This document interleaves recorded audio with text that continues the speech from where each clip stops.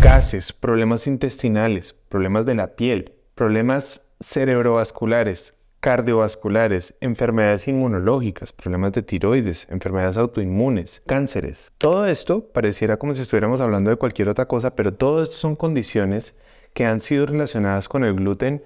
No me lo estoy inventando yo, hay mucha literatura que muestra al respecto. Pero para esto puede existir muchas preguntas y a veces nos confundimos mucho porque a veces a mí me dicen, doctor, ya estoy comiendo muy juicioso, ya dejé el arroz porque el arroz tiene gluten. Y es que no sabemos qué es el gluten ni siquiera. No sabemos qué es el gluten, qué alimentos contienen el gluten, quién tiene que dejar el gluten y quién no. Si esto es de verdad o de mentiras. Si esto de la permeabilidad intestinal es algo falso o es algo real. Si la mejor alimentación es una alimentación libre de gluten o no. O si esto es un invento y es simplemente una cosa del marketing. Entonces, ¿por qué no hablamos al respecto? ¿Y por qué no nos damos cuenta de qué son todas estas respuestas a estas preguntas que nos estamos haciendo y saber cómo lo podemos incluir en nuestra alimentación o no? ¿Cómo es el balance adecuado? ¿Quién tiene que tener más riesgo y quién tiene que tener más cuidado y quién no? ¿Cómo se diagnostica si esto me está generando algún tipo de daño o no? Entonces, hablémoslo y compartamos juntos al respecto. Recuerda antes de que sigamos que hay muchas formas en que nos puedes ayudar a que más personas encuentren este contenido y es darle like al video para que YouTube nos mejore el algoritmo y podamos seguir construyendo esta comunidad juntos. Recuerda también suscribirte al canal si no lo has hecho y activar la campana para que siempre que hagamos videos te llegue una notificación y sepas que acabamos de hacer un nuevo video y recuerda también compartir el video después de que lo hayas visto. La enfermedad celíaca se calcula que más o menos 1 a 2% de la población la puede estar padeciendo. Sin embargo, casi que comer gluten free se ha convertido en una moda. Y si tú lees cualquiera de mis libros, podrías decir, pero es que usted en el libro dice que uno debería dejar el gluten. Si tienes un problema inflamatorio en tu cuerpo, podrías intentar dejar el gluten y darte cuenta si eso puede tener algún beneficio para ti. Pero justamente vamos a hablar en este video y vamos a hacer doble clic y a profundizar mucho más en el gluten para que al final tú tomes decisiones. Hoy en día vamos al supermercado y nos venden televisores gluten free, balones de fútbol gluten free, ropa gluten free, galletas gluten free, gelatina gluten free y uno dice, uy, la gelatina gluten free tiene que ser más saludable, esta tiene que ser buenísima. Y yo digo, la gelatina nunca ha tenido gluten. Pero por estar buscando las cosas gluten free, creemos, y lo han manejado muy bien en el marketing, creemos que las cosas gluten free son más saludables. Incluso entonces vamos a la panadería, porque podrías decir, ay, tan exagerado con lo del televisor. Vámonos a la panadería. Muchas veces por estar buscando un pan gluten free, terminamos cayendo en panes que son ultra procesados, con harinas ultra procesadas, llenas de procesos químicos, con aceites vegetales, con un montón de cosas, porque si no logran la estructura que da la harina de trigo ni la facilidad, entonces, ¿qué van a hacer? Pues tratar de solucionarlo de otra manera. Y no necesariamente por estar con algo gluten free, no vas a tener síntomas gastrointestinales, va a ser saludable para tu cuerpo. Eso no quiere decir que no vayas a subir de peso. Que muchas veces la gente dice, no, pero es que yo estoy comiendo pan gluten free, no entiendo por qué me engordo. Pues porque no estás entendiendo que algo por ser gluten free no necesariamente es mucho más saludable y sí está demostrado y hay mucha evidencia que muestra que la gente por estar tratando de evadir el gluten sin entender por qué, lo que termina es desviándose por una alimentación completamente llena de ultraprocesados. Por eso, infórmate bien. Y lo que queremos hacer no es generar miedo. Y lo que queremos hacer es generar conciencia. Y después de ver este video vas a saber especialmente si debes o no evitarlo o cuál tiene que ser tu camino para trabajar con tu médico para que puedas saber si lo tienes que evitar o no. Entonces, ¿qué es el gluten? El gluten es una proteína. Y es una proteína, ojo, que lo tiene el trigo, la cebada y el centeno. Ahorita que te decía a los pacientes que me dicen es que ya dejé el arroz porque no, el arroz no tiene gluten. Alimentos que pueden tener una mímica molecular similar al gluten, como por ejemplo el maíz. Hay pacientes celíacos, que ya te voy a explicar qué es eso, que tienen una alta sensibilidad al maíz, porque hay unas moléculas similares al gluten que se llaman las prolaminas que las pueden disparar, pero eso no quiere decir que el maíz tenga gluten. Y hay alimentos que pueden estar contaminados por gluten, porque, como la avena, porque muchas veces juntan los sacos donde guardan la harina de trigo, lo pegan con los sacos de la avena y muchas veces hay contaminación cruzada. Pero eso no quiere decir que la avena tenga gluten. Por eso vas a ver que venden casi siempre hoy avena que dice libre de gluten, y es avena que está certificada que no es contaminada. El gluten es una proteína que se compone de otros péptidos que se llaman la gliadina y las glianidinas. Hay diferentes tipos de gliadinas y de glianidinas, y estas son justamente las que se han estudiado para evaluar el tipo de lesión que se puede causar. Hay diferentes tipos de reacciones que yo puedo tener al gluten, porque puedes decir, bueno, ¿y eso qué tiene que ver? Listo, ya sabemos que es una proteína, pero ¿cómo es el supuesto daño que esto genera? El gluten, la gliadina y la glianidina son proteínas que tienen la facilidad de pasar por el intestino muy rápido. Recuerda que en el intestino una molécula puede entrar de dos formas. Puede entrar o a través de la célula, y es que la microvellosidad del intestino, aquí tenemos dos células, esta es una y esta es otra. La microvellosidad entra, pasa a través de la célula, y aquí abajo está una red inmunológica que es como esa segunda barrera. La primera es la barrera intestinal junto con las bacterias intestinales y el moco, y después de la célula yo tengo otra barrera que es una barrera inmunológica, y después sí está la sangre, para que ya en la sangre entre y se va para donde se tenga que ir. Tengo las dos células, puede entrar o a través de la célula o no debería, pero podría entrar entre estas dos células donde usualmente hay una compuerta, que esa compuerta se llaman las uniones estrechas, o en inglés lo llaman tight junctions. Y esas tight junctions son muy importantes porque a través de eso no deberían pasar nutrientes diferentes a algo de glucosa, a agua y a electrolitos, nada más. El resto debería pasar únicamente a través de la célula. Pero para pasar a través de la célula pueden ser cosas muy chiquitas. El gluten puede pasar muy rápido porque tiene un peso molecular que le permite pasar muy rápido. Préstame atención con esto. Hay personas que genéticamente de nacimiento tienen alta sensibilidad o tienen una intolerancia genética al gluten. Estas son las personas celíacas. Estas personas desde muy temprana edad empiezan, cada vez que consumen gluten, tienen manifestaciones gastrointestinales inmediatas. Inmediatamente les puede dar una gran distensión, les puede dar muchos síntomas, pueden tener vómito, diarrea, se llenan de gases, y es una manifestación que ven muy rápido. Esto se puede diagnosticar de una de dos formas. Uno, haciendo una biopsia intestinal. Esta biopsia se hace con un endoscopio, se toma un pedacito, se mira en el microscopio y se mira hacia este tipo de reacción. Lo otro es hacer una prueba que se hace, que se llama el HLA-DQ2, DQ8, que es una prueba en sangre que me mira si yo tengo un tipo de proteína, un antígeno leucocitario que me determina si yo voy a tener este tipo de reacción o no. Se pueden hacer una prueba específica de anticuerpos contra la gliadina, contra la proteína del gluten demostrada, pues también lo deberías evadir, también lo deberías dejar, y deberías saber que no eres celíaco, pero que sí te va a servir mucho porque puedes tener manifestaciones tardías. Estas personas deberían tener una alimentación 100% libre de gluten y fijarse que no vaya a haber gluten donde sí puede haber, como por ejemplo en champús, en la crema de dientes, en cremas que utilizan para las manos y en algunos productos donde a veces ponen algo de harina de trigo, y estar muy pendientes que no vaya a haber ni trigo, ni cebada, ni centeno en absolutamente nada de lo que consuman. ¿Por qué? Porque tienen una reacción inmunológica que puede aumentar para esto. Pero la gran mayoría de las personas que tienen riesgo de daño por el gluten son personas que presentan sensibilidad al gluten, y la sensibilidad al gluten, óyeme bien, es dosis dependiente.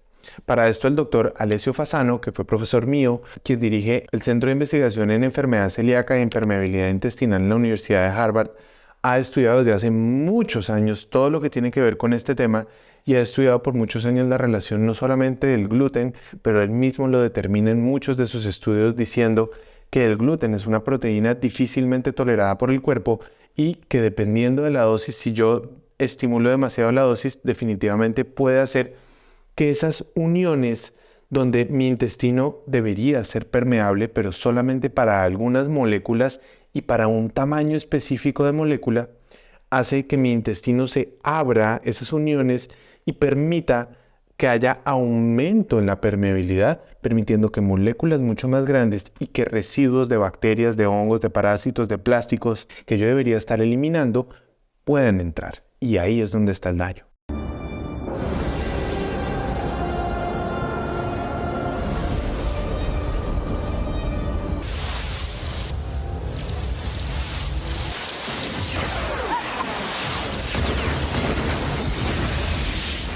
Porque eso va a hacer que esa red inmunológica de la que te hablé, que está ahí debajo, se active.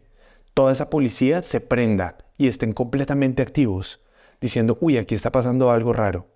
Y eso puede hacer que esa activación de todo ese sistema inmune, que es el 70% del tejido inmunológico del cuerpo, esté constantemente activo.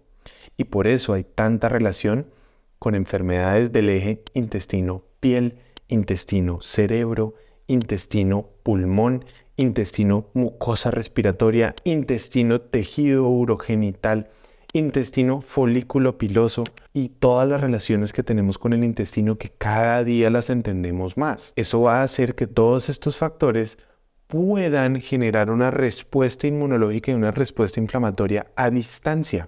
Por eso se relaciona que las personas que empiezan a tener daño intestinal por el gluten, los síntomas que pueden manifestar pueden ser de cualquier tipo y no necesariamente tienen que aparecer inmediatamente, sino pueden aparecer incluso días más tarde. Y entonces está de moda no comer gluten porque Carlos Jaramillo se lo inventó y porque quieren criticar todo y porque quieren decir que todo es malo. Y vuelvo y te digo, hay que saber quién lo debe dejar y quién no. El celíaco lo debe dejar absolutamente.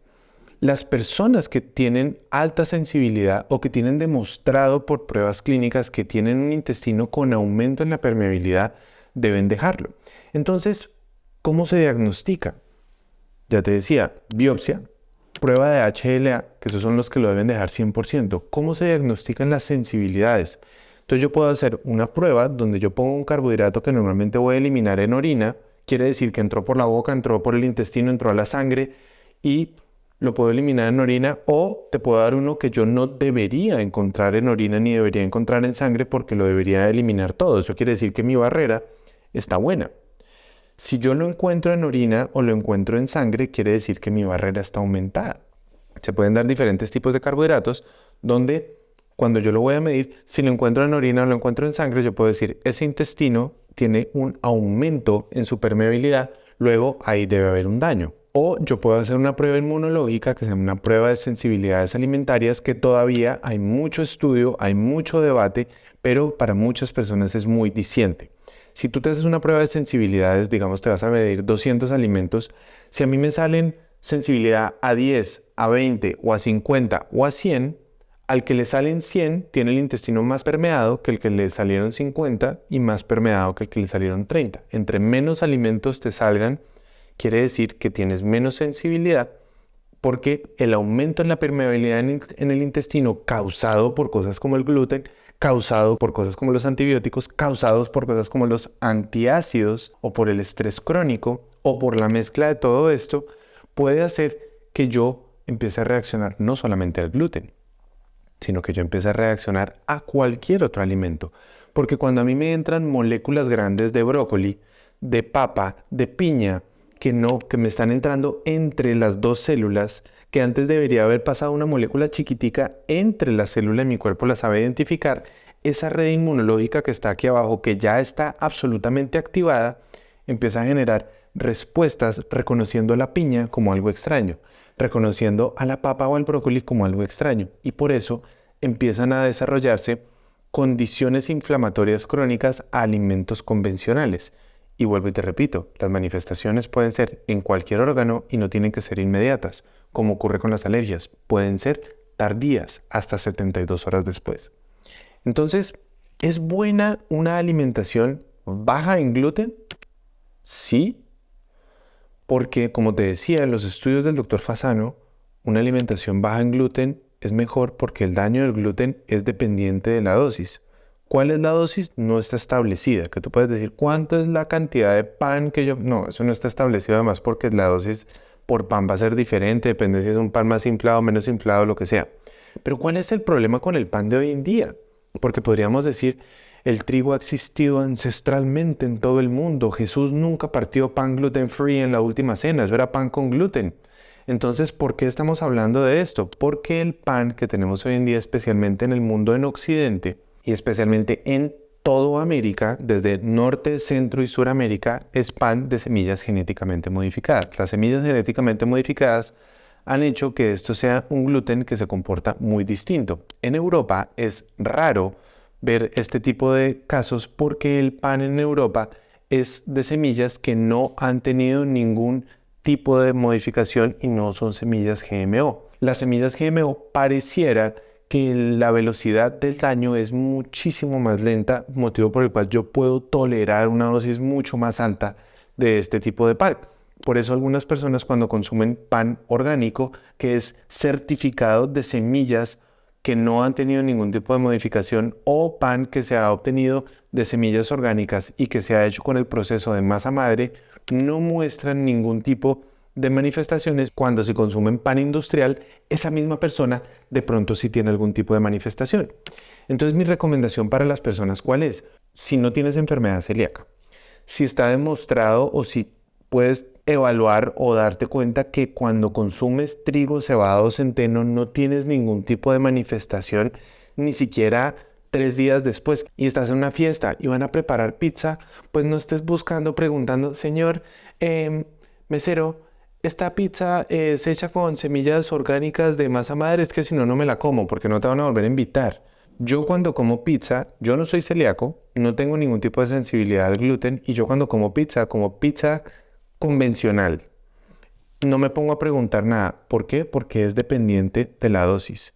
Y como yo no vivo comiendo pan todos los días de mi vida en mi casa, pues el día que me como la pizza, me la como y ya. Y la disfruto. Y me paso feliz. Y me encanta. Y listo. Entonces, como es dependiente de la dosis, pues yo cuido mi dosis. Se la cuido a mis hijos. ¿Y usted le da a sus hijos pizza normal? Sí. Obviamente con buenos ingredientes, con buen queso, con buen tomate, no va a comer pizza industrial. Bueno, pero después de todo este ruido, de todo lo que me ha explicado, a la larga, ¿cuál es el problema?